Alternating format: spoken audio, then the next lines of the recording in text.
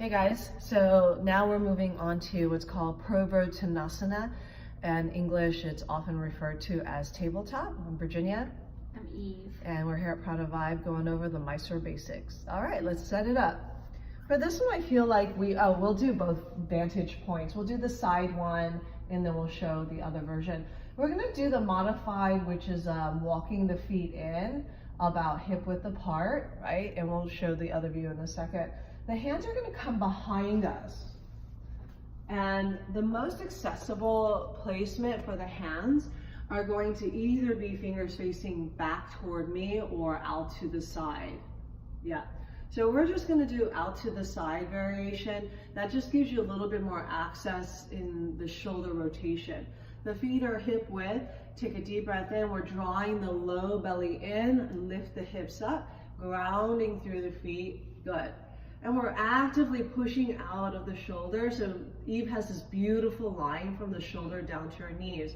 Now Eve, sink your hips a little bit, a lot more. Sink your hips, sink your hips, sink your hips, a little bit more, a little bit more. Sink it down, so I want to show what happened. Good. And come on down.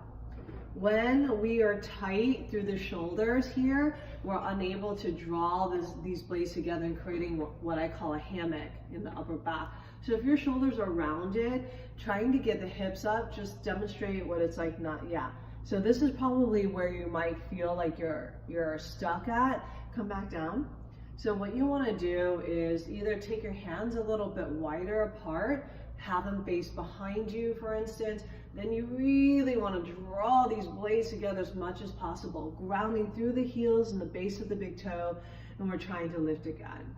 So this foundation is super important to get the hips up, okay? What I see a lot, stay right there, Eve, is lift your toes up. Your toes, so dry out. Yeah, that happens a lot, and then come on down. That's maybe a perception that we think, hey, we're coming up, but in fact, we're uprooting the pose, which leads to less stability of the pose. Let's go ahead and face forward with the feet toward the front. Okay, let's scoot all the way down. Yeah. So you can see that Eve's feet are hip width apart. And again, this is a modified version of the tabletop. Her hands are facing out to the side, shoulders are back. Take a deep breath in, and we're lifting the hips up.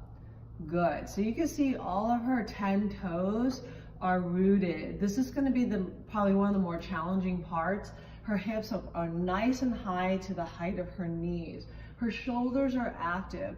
Please don't force this. I've known people to really screw up their shoulders because they're, they've developed the habit of internal rotation for everything they do. So when they're trying to open up their shoulders, they end up like injuring it from just forcing the pose.